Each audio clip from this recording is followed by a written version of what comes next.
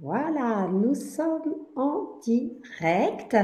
Alors j'attends un tout petit peu pour voir si... parce que je sais qu'il y a toujours un petit décalage, donc j'attends un tout petit peu pour voir. Voilà, Mélie, bonsoir. Donc nous sommes bien en direct.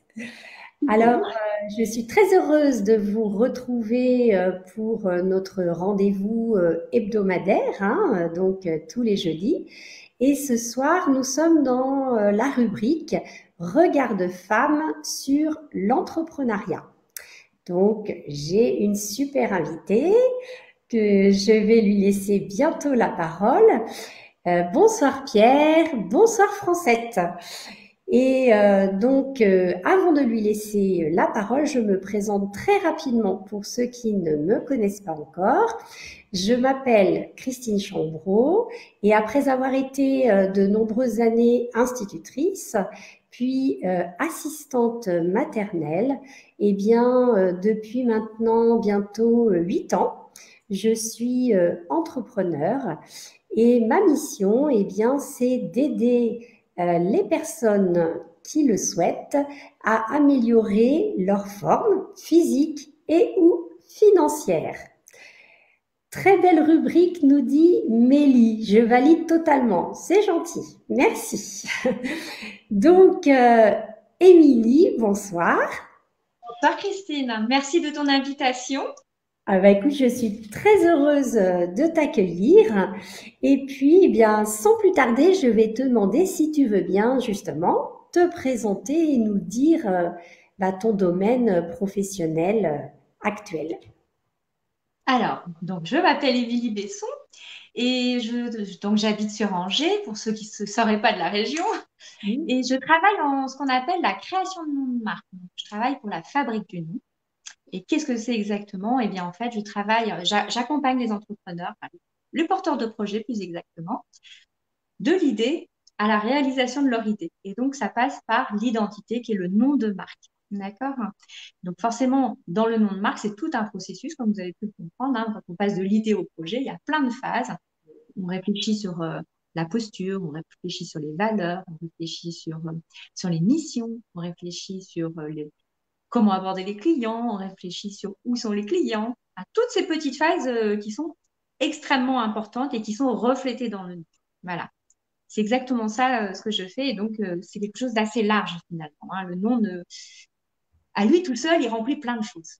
Oui, tout à fait, hein. C'est très important un nom, hein. C'est Tout à vraiment fait. notre Parce que ça parle de l'identité. l'histoire, ça parle de la matière, ça parle du positionnement, ça parle de l'innovation, ça parle de la communication, comment vous communiquez à travers votre nom, ça parle finalement de culture, quelle est votre culture à travers votre nom, ça parle de plein de choses. Finalement, comme son nom de famille ou son nom de naissance, on a une histoire. Et bien, le nom d'entreprise, le nom de marque, le nom d'un produit, il y a une histoire qui est véhiculée. Alors, Mélie nous dit, je ne connaissais pas du tout ce métier, ça a l'air très intéressant. Merci. Effectivement, c'est un métier alors, qui existe, hein, je ne l'ai pas inventé. Simplement, c'est que la création de nom de marque existe surtout pour les agences, les grandes agences qui travaillent essentiellement pour les grandes entreprises du CAC 40 ou alors des entreprises qui sont Ah oui, vraiment d'un d'accord, niveau international. Et d'accord. voilà. Mais j'expliquerai pourquoi moi, après, Oui, j'existe dans ce oui. domaine-là. Bah alors justement, je suppose que tu n'as pas toujours exercé dans ce domaine professionnel. Est-ce que tu peux nous expliquer justement qu'est-ce qui t'a amené là où tu es? Alors, je vais dire que sur le fond, j'exerçais le même métier sur le fond de D'accord. mon cœur de métier. C'est-à-dire que je travaillais sur l'anticipation, sur la recherche, sur le sens de l'engagement que l'on a dans son travail pour pouvoir présenter ses projets à des investisseurs et à des financiers. Je travaillais avec des ingénieurs et des chercheurs, en fait, hein, de manière plus large, et je les accompagnais à réfléchir sur leurs projets et surtout à les présenter avec des mots parce que quand on est ingénieur et chercheur, en fait, on est quelqu'un de très technique à la base. Et Oui, donc, quand il faut vendre sa recherche, la valoriser, la publier, il oui, faut faire en sorte que le public comprenne et qu'il n'est pas dans ce milieu-là. Donc, on a un jargon technique, d'accord? oui, C'est oui. exactement comme les entrepreneurs. Quand on est dans son cœur de métier, on a un vocabulaire très spécifique à notre métier, hein, quel que soit le métier. Et donc, mon métier, justement, c'était d'accompagner ces personnes pour pouvoir eh bien, leur rendre leur discours beaucoup plus clair, leur présentation plus claire. Et finalement, de définir à travers leur communication leur identité. C'est-à-dire D'accord. pas uniquement pour vendre leur projet, mais aussi pour qu'ils se sentent eux-mêmes pourquoi ils font ça et donner du sens à leur projet. Donc, c'était ça mon métier sur le fond. Et donc, parallèlement, c'est un métier de la pensée, hein, un métier qui est dans le domaine conceptuel. Donc, effectivement, rendre ce domaine conceptuel en quelque chose de concret à travers des mots. Et aujourd'hui, en fait, mon nouveau métier, en fait, si on peut dire que c'est un nouveau métier, même si c'est une continuité, j'ai fait un petit glissement parce que qu'est-ce qui me manquait dans ce métier? J'adorais accompagner les chercheurs, les ingénieurs, parce que c'est dans le domaine de l'innovation, mais c'est surtout parce que j'étais dans la proximité, j'étais sur le terrain. Et la seule chose qui me manquait à mon niveau, en fait, c'était la partie créative. C'est-à-dire que bah, quand on arrive au bout d'un moment dans une carrière, dans sa carrière, c'est que, eh bien, on ne nous propose pas d'aller plus loin dans ces métiers. C'est des métiers très affichés, très cloisonnés. Et moi, j'étais prédestinée à faire de l'administratif, hein, ou à remplir les dossiers de subvention pour faire marcher les départements. Donc, c'est pas ce qui m'emballait, en fait, pour aller plus loin dans mon métier. Et donc, il me manquait, en réfléchissant, ce qui me manquait, c'était la partie créative. C'est-à-dire à partir des mots, parce que moi, je ne sais que réfléchir, je ne sais pas faire autre chose. Il y a Bah, des c'est gens que déjà ça fait pas mal, hein? comment? C'est déjà pas mal Oui, mais moi, je d'avoir me sentais pas réfléchi. mépris parce qu'en fait, je savais rien faire, comme par exemple un ébéniste ou un artiste. Moi, Oui. j'étais en admiration dans les artistes, et toujours d'ailleurs. Mais ça se voyait pas ce que je faisais en fait. Et j'avais besoin de concret, mais quelque chose de très créatif. J'avais besoin de créatif. Et c'est comme ça qu'en fait, j'ai découvert ce métier en accompagnant des entrepreneurs. Parce que comme j'avais la gestion du projet, bah, je les ai accompagnés. Et un entrepreneur m'a dit, mais Émilie, pourquoi tu te lances pas là-dedans? Et puis pour moi, la création de nom, je savais que ça existait dans les publicités, les agences de publicité. Je dis, ben oui, c'est vrai que ça existe que pour les grandes entreprises, mais pour les petites entreprises et les moyennes entreprises, c'est vrai qu'elles ont aussi besoin, au même titre que les ingénieurs ou les grandes entreprises. Tout à Donc fait. voilà, c'est comme ça que Oui. j'en suis arrivée à ce métier-là, en fait. D'accord, c'est intéressant comme parcours. Et Et qu'est-ce que ça t'apporte justement d'être entrepreneur? Est-ce que ça a changé quelque chose dans ta vie? alors, ça a changé. Alors, bien sûr, ça a changé quelque chose en tant qu'entrepreneur. On ne choisit pas d'être entrepreneur un matin en se levant, hein. Ça Oui, se passe pas comme ça. C'est quelque chose qui mûrit, hein. C'est pas comme son idée finalement, c'est quelque chose qui se mûrit. Et en fait, je dirais, il y a trois choses qui ont changé le cours de ma vie, qui continuent de changer justement, parce que c'est pas pas définitif, pardon.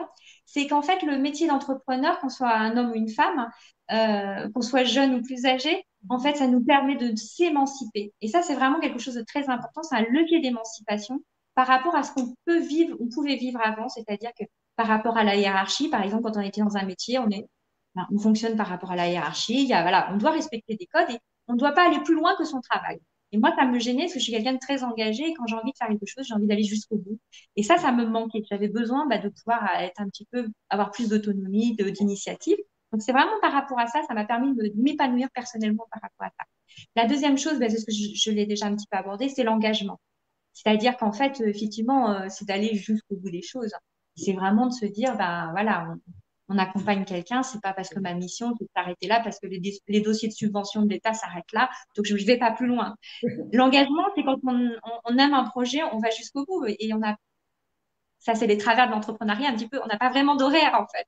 On n'a pas vraiment de jour bien défini. Donc, quand on a envie d'y aller, on va jusqu'au bout. Et ça vraiment, c'est des points négatifs pour certains, mais pour moi, ça a été très important d'être complète et entière dans un projet. Et puis, il y a une chose, la dernière chose qui est très importante pour moi, et je pense pour beaucoup de gens dans l'entrepreneuriat, c'est cette notion d'envie. C'est-à-dire que dans mes métiers d'avant, dans mes activités d'avant, euh, très facilement, j'avais fait le tour de mon métier et je me projetais en me disant, oh, je vais faire ça toute ma vie. Et ouais, c'était quelque chose d'effroyable. Et avant même d'avoir signé mon contrat, je me disais, au bout de 2 mois, ouais, je vais faire ça toute ma vie. ouais. Donc, ça veut dire qu'une fois que j'aurai développé le projet, je vais répéter la même chose tous les ans. Donc ça m'ennuie un petit peu parce qu'on est dans des institutions et donc on n'a pas de perspective, quoi, en fait. Il y en a pour qui ça rassure, mais moi, ça me rassurait pas du tout. Et donc voilà, ce côté positif, ce côté challengeant, cette motivation, cette curiosité, ça a été ces trois points-là qui ont été très, très importants pour moi, qui le sont toujours. Et c'est ce qui me motive à continuer, en fait. Bah, je comprends, hein. Alors, Laure nous dit bonsoir. Bah, on te dit la même chose, Laure, et merci pour ta présence. Alors, est-ce que tu dirais justement bah, que cette vie d'entrepreneur est un long fleuve tranquille? J'aime bien ta question, Christine, parce que Alors, pour la petite histoire, je suis née au bord d'un très grand fleuve en Inde qui s'appelle la Kauri. Et c'est un fleuve qui ressemble à la Loire et qui est immense, mais dans les pays asiatiques, on a l'habitude de vivre autour des fleuves. Alors peut-être différemment en Occident, mais quand on vit au bord d'un fleuve, ça veut dire qu'on vit, on épouse le fleuve. C'est pas l'homme qui s'adapte enfin, qui adapte le fleuve à son mode de vie. En fait, on épouse le fleuve, c'est-à-dire qu'en fait, on, il faut toujours se méfier de l'eau qui dort. C'est-à-dire qu'on a l'impression que le fleuve est calme. Et en fait, dans l'entrepreneuriat, c'est la même chose pour moi. C'est-à-dire que c'est pas parce que vous avez une activité qui peut vous plaire, qui peut bien fonctionner à certains moments, c'est toujours anticiper ce qui peut ne pas arriver. Ce qui peut arriver et que vous n'avez Ouais. pas vu là dans l'instant présent. Parce que l'entrepreneuriat, il n'y a rien de tranquille, en fait. Il faut toujours avoir un temps d'avance. Et je dirais que finalement, c'est un fleuve qui est agréable parce qu'il y a plein de choses à Ouais. rencontrer, à vivre, à expérimenter, mais c'est toujours se méfier et être vigilant. Alors, dans la méfiance, c'est pas être négatif, c'est dans la veille, en fait. C'est vraiment dans la veille de ce qui peut arriver, de savoir agir au bon moment quand il arrive des intempéries. Parce que le fleuve, il peut inonder, il peut Hum. sortir de son lit, il peut arriver plein de choses. Ou il peut être sec, justement. Et ça, c'est aussi un problème. Tout à fait. Donc, Alors, voilà. Mélie dit une belle image avec le fleuve, c'est parlant. Tu vois? Merci, Lily. Ben, c'est vrai qu'on comprend bien. Tu penses qu'il peut y avoir des difficultés sur notre route, hein? On sort du fleuve, on est sur la route, et comment les surmonter? Alors, effectivement, les fleuves, de manière générale, comme la vie d'entrepreneur, il y a des imprévus. D'accord? Donc, c'est ça les grosses difficultés, c'est de gérer ces imprévus. Et le Covid a été un exemple, on ne pouvait pas le prévoir, le Covid, hein, d'accord? Enfin, c'est compliqué. Mais il y a plein d'autres étapes comme ça qu'on ne peut pas prévoir dans l'entrepreneuriat. Et ça peut être un peu déstabilisant parce qu'effectivement, on se dit, mais mince, comment on va faire? Alors, la meilleure des choses, je pense, j'ai pas la science là-dessus, mais c'est de l'expérience comme tout le monde, c'est du bon sens. C'est toujours prendre l'habitude, c'est comme dans une recherche scientifique, c'est toujours prendre l'habitude d'observer, de regarder ce qui se fait ailleurs et pas que chez nous et pas que dans notre métier. Toujours avoir cette habitude, même quand ça va bien. Parce que le jour où ça va pas, bah, ça veut dire que votre cerveau, il est habitué à se dire, ah bah ça va pas, effectivement. Bon bah, on se met en route, on va essayer de chercher une solution. Vous voyez, tu vois, c'est vraiment ça, c'est d'anticiper en essayant vraiment de faire une veille de ce qui existe ailleurs que chez nous. La deuxième chose, je dirais, pour surmonter les difficultés, c'est, alors que j'ai pu rencontrer moi et d'autres personnes, hein, c'est quand on démarre dans l'entrepreneuriat, ce sont les rencontres. C'est comme on est dans une phase très positive, on est très joyeux, on a envie de plein de choses. Enfin, vraiment, les débuts, c'est ça. Et c'est vrai que c'est comme ça. Donc, on peut tenter d'aller dans tous les sens, aller rencontrer tout le monde, aller dans tous les réseaux. Et en fait, ça peut être une difficulté parce que déjà, on manquera de temps. Et puis, au bout d'un moment, on se perd, en fait, parce que chaque réseau, chaque rencontre, chaque personne a des valeurs. Et ça, il faut prendre l'habitude de bien peser le pour et le contre de nos valeurs. Enfin, pas de peser nos valeurs, mais de connaître nos propres valeurs pour savoir vers qui on va, vers quel réseau on va et comment on va y aller. Parce que si jamais ça ne correspond pas à nos valeurs, il y a un moment ou l'autre où ça va être en tension et on va pas se sentir bien dans le relationnel, dans nos affaires, dans plein de choses. Ça, c'est important de surmonter ces difficultés assez rapidement parce qu'on ne peut pas être bien partout. C'est pas possible. Donc, il faut bien choisir ces quelques réseaux par rapport à ses propres valeurs. Ça, c'est important. Et pas par rapport au chiffre d'affaires ou par rapport aux opportunités professionnelles parce qu'il n'y a pas que ça dans l'entrepreneuriat. C'est important, mais c'est pas ça qui fait que vous allez réussir, en fait. Ce qui fait qu'on va réussir, c'est les rencontres vraiment humaines. Enfin, moi, c'est mon avis, hein. Après, chacun, bien sûr, peut penser ce qu'il veut. Et alors, l'autre difficulté, je vais être un petit peu longue peut-être, mais je vais très vite là-dessus parce que c'est quelque chose qu'on a aussi bien dans le salariat que dans l'entrepreneuriat, mais encore plus depuis qu'on travaille à distance. C'est vraiment de s'occuper de sa santé. Ça, Christine, tu vas pas me dire le Ah, tu as contraire. raison, tu as raison. Mais c'est pas parce quand on est assis toute une journée sur une chaise, parce qu'au début de l'entrepreneuriat ou pendant son entrepreneuriat, on est tout le temps devant son ordinateur, eh bien, pour pouvoir être performant, il faut que le reste suive. C'est pas parce que vous pensez faire toujours la même chose que vous allez être performant. Non. Il faut vraiment s'aménager des temps, il faut pouvoir bien manger, bien dormir, et puis prendre l'air, et puis aussi penser à autre chose de temps en temps. Je sais que c'est pas facile, mais il faut vraiment se forcer, et se faire violence par rapport à ça, et bouger surtout. Et si vous n'avez pas la possibilité d'aller dehors pour diverses raisons, parce que vous avez vraiment un agenda qui est serré, eh bien, faites des exercices devant votre ordinateur qui vous permettent régulièrement, toutes les demi-heures, de de bouger le haut de votre corps, le bas de votre corps, enfin, trouver des astuces sur Internet, auprès des professionnels, vous en trouverez, mais il faut vraiment, c'est important. Et puis s'hydrater, boire, ne pas s'arrêter de vivre en fait pour travailler. Parce que ça, on peut être vite pris par le flot du travail et oublier qu'on on est un corps avant tout. Oui, bah, écoute, je ne peux être que d'accord avec toi parce que c'est ce que je passe mon temps à défendre, hein, il faut faire vraiment attention. Tu as tout à fait raison. Et d'après toi, est-ce que les femmes doivent faire face à plus de difficultés dans le monde entrepreneurial ou non? Alors ça, c'est une question qui me dérangeait de répondre avant et maintenant, je dirais que je suis plus gênée avec cette question parce qu'en fait, je pense qu'effectivement, l'entrepreneuriat pour les femmes est plus difficile pour déjà une première raison, je pense que tout le monde va être d'accord, qu'on soit un homme ou une femme, quels que soient les âges et les générations et les cultures. Euh, pour une femme, il y a vraiment, elle, dans sa tête, elle n'est pas toute seule. Elle a Mm. sa famille, donc elle a un rôle de manager familial, de manager entrepreneurial et de manager de la gestion de la logistique de la maison. Et ça, c'est très difficile pour une femme de se dire, bah, finalement, je me donne entièrement à mon travail sans penser au petit bout de chou ou au truc qu'on a oublié de poster ou d'appeler le plombier parce qu'il y avait ceci ou cela. Voilà, ça, je pense que c'est. J'espère que les hommes m'en voudront pas ce soir, mais je crois que c'est très caractéristique d'une Non, mais femme. tu as raison, Il y tu a as ça, raison. voilà. C'est pas sexy, c'est pas féministe. Non? Vraiment, c'est important de comprendre comment ça se passe dans la tête d'une femme. On n'est jamais tranquille, en fait. Mm, Mais en même temps, c'est ce qui nous permet de jongler un peu partout. mm, C'est ce qui nous permet de jongler, mais on peut être vite en surmenage. L'autre difficulté, c'est relationnel qu'on ne retrouve pas quand on est entrepreneur. Hein. C'est effectivement, on a besoin d'être en contact, on a besoin d'être en rencontre, vraiment pour la relation en tant que telle. Quand on est une femme, je pense que c'est une difficulté parce que on peut ne pas vouloir aller dans des réseaux mixtes parce que ça va être plus des objectifs, ça va plus être des chiffres d'affaires. Et donc, forcément, si on n'est pas très orienté là-dessus et que c'est pas ce qu'on a envie de mettre en avant en tout premier lieu, eh bien, ça peut être un frein. Mais il faut savoir que on peut exister hein, quand on est femme entrepreneur, même si on n'est pas, on n'est pas très objectif sur certaines choses, mais c'est pas ça qui va nous empêcher d'avancer. Et l'autre difficulté, la troisième difficulté, c'est de l'ordre financier. Et je pense que ça, c'est une réalité. Effectivement, on est moins enclin en tant que femme à demander de l'aide financière, à demander de l'aide auprès d'une banque, à demander de l'aide, ne serait-ce qu'au niveau de son ménage, hein, parce que effectivement, on ne veut pas dépendre de quelqu'un parce que bah, la sécurité première dans notre tête, c'est la famille d'abord. mm. Donc, on pense pas forcément à son entreprise, on se dit, bon, l'entreprise, voilà. C'est vraiment un frein qui est vraiment permanent. Et ça, c'est une Ouais. difficulté que, bah, faut faire sauter et vraiment arriver à se dire, bah, prendre un risque, finalement, c'est avoir un grand bénéfice. Ne pas prendre de risque, c'est s'enlever les bénéfices pour soi. Mm.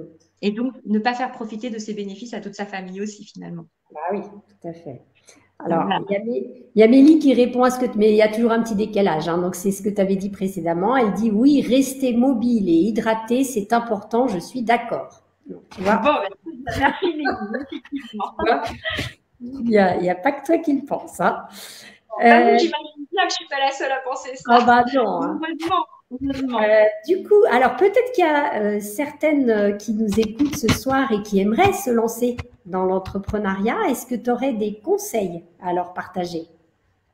Alors, vous allez rire, mais j'ai encore trois conseils. À chaque fois, j'ai trois idées. Vous Oui, avez parce vu que quand marche je par communique, trois. j'ai toujours trois points parce que c'est mon repère. Mais je fonctionne comme ça, à trois points. Eh bien, en fait, dans l'entrepreneuriat, quand on démarre, et même quand on démarre pas, de manière générale, pour tout nouveau projet, en fait, je vais dire, parce que dans l'entrepreneuriat, on peut avoir d'autres projets. Je dirais que de manière générale, il faut penser à être solide comme un roc. Donc, je donne cette image-là. C'est très imagé encore une fois. J'utilise beaucoup d'exemples de la nature, effectivement. Mais un roc, c'est quelque chose de très solide, qui est majestueux, qui traverse le temps et les intempéries. Donc, comment il traverse le temps et les intempéries? On prend les initiales de ROC, R-O-C. R, c'est rigoureux. Rigoureux, alors par rapport à l'entrepreneuriat, c'est être rigoureux sur l'administratif, être rigoureux sur son planning, être rigoureux avec ses clients, être rigoureux sur plein de choses. C'est-à-dire qu'il faut continuer à se former, à s'informer, à chercher plus loin que ce que l'on connaît. D'accord? Et puis, quand on veut évaluer, toujours chercher des indicateurs fiables. Ne pas se dire, bah, je vais faire ça, puis on verra bien. Toujours évaluer ce qu'on a fait. D'accord? Même si ça, on vient de démarrer, toujours avoir un indicateur. Ça, c'est le côté rigoureux. Suivre son idée de départ et savoir qu'on va toujours pour son idée à autre chose. D'accord? La deuxième chose, le côté rock, donc le haut, Mhm. c'est le côté original. Donc, dans son entrepreneuriat, tout le monde monte l'entrepreneuriat aujourd'hui. Enfin, pas tout le monde, bien sûr, mais on est de plus en plus nombreux, d'accord? Et même avec le Covid, l'entreprise a continué à se développer, de nouvelles idées se sont développées, et ça, c'est fantastique. Mais la difficulté, c'est justement de se différencier. Et ça, faut pas l'oublier, parce que dans chacun des secteurs d'activité, on a de la concurrence. Alors, j'aime pas dire ce mot concurrence, mais ça veut dire qu'on est plusieurs sur le même secteur d'activité. Donc, c'est important de bien choisir enfin, de bien déterminer sa posture. Et pour déterminer sa posture, c'est de connaître ses normes, connaître ses valeurs, justement de surmonter cette différence, parce que cette différence, c'est ce qui nous permet d'être forts, justement, et de faire la différence avec les autres et d'innover. Et c'est ça, le côté original, c'est d'être innovant et créatif, d'accord? Hein, dans sa posture, dans sa pratique, dans ses produits. La troisième chose, le C de rock, c'est le côté confiant. C'est-à-dire que dans son entreprise, on peut durer dans le temps que si on a confiance en nous. C'est-à-dire, pour avoir confiance en nous, il faut se connaître. Mais pas se connaître que dans les talents et dans ce qu'on sait super bien faire. C'est se connaître aussi. C'est cet équilibre entre la connaissance qu'on a en positif et en négatif. Parce que si on passe notre temps sur ce qui est négatif, on ne va pas avancer. Si on passe notre temps que sur ce qui est beau et merveilleux sur nous, on ne va pas avancer non plus parce qu'on ne va pas avoir les angles morts. Vous voyez? Ah, tu vois, Christine, Ouais, je dis vous parce que oui, je pense aux autres personnes ouais, qui nous bien écoutent, sûr. hein, qui nous regardent. Mais voilà, c'est ça. C'est qu'on, si on prend qu'à côté de notre personnalité, on n'y arrive pas. Donc, c'est être confiant, c'est dans ce sens-là. Et plus on aura confiance, plus on sait où on va et donc plus on aura confiance en notre entreprise, dans les projets de notre entreprise.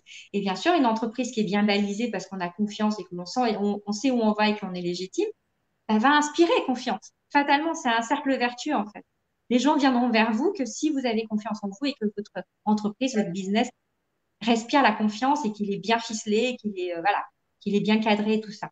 Donc c'est vraiment ça. Soyez solide comme un roc et se donner ces indicateurs.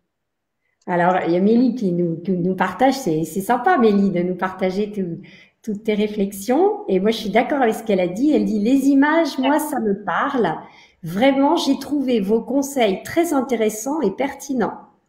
Merci, Mélanie. C'est Merci vrai que moi, beaucoup. j'aime beaucoup l'image du rock, là. Je pense que Justement, je vais la ouais, garder.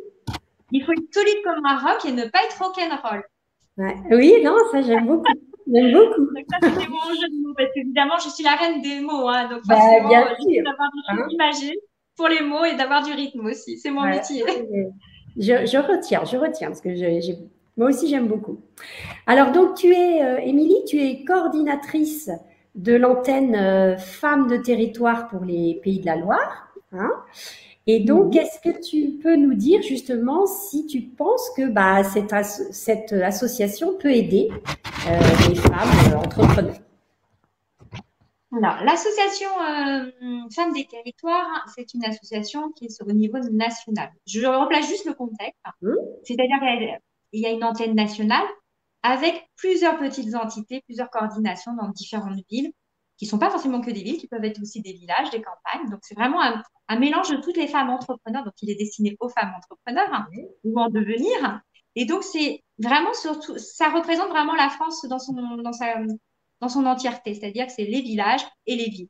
Pour qu'en fait, les femmes puissent se rencontrer pour trois choses, je dirais pour simplement sortir de sa solitude. Ça, c'est les grandes valeurs de Femmes des Territoires, hein, de sortir de sa solitude, de pouvoir être dans la bienveillance et pouvoir partager son expérience et de monter en compétence. Ça, c'est les grandes valeurs de Femmes des Territoires de manière générale. Après, avec Nadège Pointeau, on a ouvert donc une antenne sur Angers, une coordination sur Angers depuis février parce qu'il n'y en avait pas. Il y en avait partout, enfin un petit peu partout en France, hein. Mais voilà, parce que normalement, une femme des territoires, on doit pouvoir y aller à moins de 30 kilomètres de chez soi.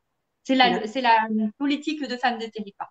Donc effectivement, moi j'allais sur Nantes auparavant, quand il y avait des animations, ou enfin voilà, les herbiers, ça faisait un petit peu loin. Ouais. Et donc du coup, on a ouvert cette antenne sur Angers, cette coordination, et on a une coloration un petit peu plus personnelle sur Angers, parce que chaque ville a ses propres blasons, on va dire.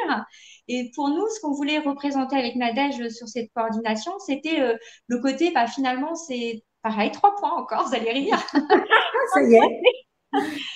C'est en fait, en tant que femme entrepreneur, c'est sortir de sa pratique, c'est-à-dire ne pas être toujours dans son métier et ne voir que par son point de vue personnel dans sa pratique. C'est rencontrer d'autres femmes qui vont nous permettre de grandir, d'échanger et justement de se dire, ah bah tiens, j'avais pas pensé à ça, ah bah tiens, oui. Donc de se former petit à petit dans l'entraide et la bienveillance, toujours pareil. C'est aussi sortir de son réseau proche, c'est-à-dire qu'on dit toujours qu'un artiste ne peut pas être artiste que dans sa rue ou dans son quartier. Il faut sortir de sa ville, sortir de son territoire, sortir de sa région, pouvoir rencontrer d'autres personnes et puis se confronter à l'autre et se frotter à l'autre et puis oser se montrer aux autres parce que quand on reste chez soi ou dans son quartier, quelque part, on est entre nous, donc on a moins peur, c'est un peu plus facile. Mais si on veut vraiment évoluer et qu'on veut se développer, c'est important de se dire, bah voilà, j'ose aller vers d'autres femmes. Et c'est l'intérêt d'être entre femmes, c'est justement de se dire qu'on est toutes dans la même situation, qu'on vit la même histoire et qu'il faut vraiment essayer justement de pouvoir se donner cette confiance et cette opportunité de sortir de son territoire. Voilà, enfin, donc sa maison ou son quartier ou sa ville. Voilà. C'est vraiment ça. Et la troisième chose, donc, c'est aussi, ça permet en fait d'aller dans le concret. Parce que quand on se lance dans l'entrepreneuriat, souvent, on est, je le dis en connaissance de cause, hein, ce n'est pas une remarque ni un jugement, je le dis en connaissance de cause, on a besoin que tout soit bien étudié, on a besoin de son business plan, on a besoin de tout écrire, on est derrière son ordinateur, il faut que tout soit parfait. En fait, c'est pas possible. Rien ne sera parfait parce que de toute façon, la réalité va vite nous rattraper et on aura forcément des choses à réajuster. Il y a un moment, il faut vraiment aller dans le concret. Les femmes des territoires aident justement les femmes finalement à parler de leurs projets entre elles, de donner un petit coup de pouce. Et puis, si vous avez envie de présenter votre site internet ou votre pitch, vous allez présenter à un financement participatif ou à, je ne sais pas, à votre banquier, eh bien, vous pouvez vous jeter à l'eau avec une autre femme qui va être dans la même situation que vous, même si elle n'a pas demandé de financement ou quoi que ce soit. Tu vois, c'est ça en fait, cette chose-là. Ouais, ouais. Vraiment ça. Alors, justement, alors tu as Laure qui dit, donc déjà, elle te dit merci, très édifiant, et elle vient d'intégrer Femme de territoire, celui de Bretagne. Ah, super, effectivement, ouais. Parce qu'à l'origine, Femme de territoire, effectivement, est née de Femmes de Bretagne. Voilà. Mais oui, oui, mais c'est super. Même. Génial, Laure, hein, super. Bon. Et Alors, bah, continuez à les écoute, inviter à venir à Femmes de territoire, justement, pour oui, agrandir cette ouais. ambiance vraiment, vraiment très, très sympathique et enfin, vraiment une ambiance de confiance. Alors, écoute, c'est tout, c'est passionnant ce que tu nous racontes, mais nous arrivons à la fin de cette petite visio. Donc, eh bien, la dernière question que j'aime bien poser à toutes mes invitées, c'est comment tu caractérises une femme entrepreneur en un ou quelques mots? Alors, moi, je dirais trois mots. Une femme entrepreneur, pour moi, c'est une femme qui tient compte de son environnement, qui tient compte des autres et qui tient compte d'elle. Je peux détailler ces trois mots? J'ai le droit? Oui. Vas-y, vas-y. Donc, ces trois mots, pourquoi? Une femme qui tient compte d'elle, c'est important. Parce que pour justement donner vie à son projet, si on tient compte de son projet uniquement pour faire plaisir aux autres et voilà, parce qu'on a une pression sociale, ça ne marche pas. Il faut vraiment qu'on soit le moteur de notre projet. Et ça, c'est très important. Après, par rapport à son environnement, c'est important de tenir compte de l'environnement pour pouvoir monter son projet, avoir son idée, c'est-à-dire qu'il faut sortir des sentiers battus. Encore une image de la Oui. nature. Donc voilà, il faut vraiment sortir des sentiers battus et il faut partir avec ça comme idée. Parce que des fois, on peut avoir une idée, se dire, ah ouais, c'est super, j'ai ça. Mais regardez bien autour de vous, dans votre environnement, ce qui existe et comment vous pouvez être différent. Sortez des sentiers battus, n'ayez pas peur d'être différent. Voilà, c'est ça. Et la troisième chose, j'ai dit par rapport aux autres, c'est une personne, justement, une femme entrepreneur ou un entrepreneur, c'est quelqu'un qui va à la rencontre de l'autre. C'est pas quelqu'un voilà. On avance pour soi, je l'ai dit tout à l'heure, c'est important qu'on soit le moteur principal de notre projet, pour notre motivation personnelle, mais on avance pour soi, mais il ne faut pas oublier que notre projet il tiendra la route que si on avance pour les autres aussi. Il faut qu'il soit utile, notre projet. L'entrepreneuriat, nos services, nos produits, ils doivent être avant tout utiles. Et ça, c'est vraiment une chose qui est importante à intégrer. Voilà. Ah, mais J'ai écoute, développé je un petit pense que peu. tu as passionné tout le monde parce qu'il y a Laure qui dit Christine, déjà, on a envie de continuer à l'écouter. Ah bah oui, mais voilà, on a un timing quand même, hein. Francette qui dit c'est un très beau parcours. Et Mélie qui dit c'était passionnant. Merci à vous deux pour cet échange. Alors tu Ben, vois, merci de nous avoir écoutés en tout cas et j'espère que, enfin, moi je suis sûre que vous avez toutes des projets passionnants et il faut s'écouter et vraiment aller jusqu'au bout des idées. Ça, c'est très important. En tous les cas, je te remercie beaucoup hein, parce que c'était vraiment très très intéressant tout ce que tu nous as partagé. Et Ben, je puis, te remercie. je remercie également tous ceux qui nous ont écoutés et puis ceux qui nous écouteront en replay. Voilà. Voilà. Si vous avez encore des questions ou des remarques, vous pourrez les écrire sous cette vidéo et Émilie se fera sûrement un plaisir d'y répondre. Pas de problème, je répondrai au message. Eh En bien, tout cas, je te remercie beaucoup, Christine. Merci beaucoup à tout le monde. avec grand plaisir. Alors, je vous souhaite à chacune et chacun, et puis à Émilie, une très très bonne soirée. Encore merci d'avoir participé à cette petite visio. Et je vous donne rendez-vous pour un autre sujet jeudi prochain à 20 h. Merci. Au revoir. Merci, à bientôt. Merci.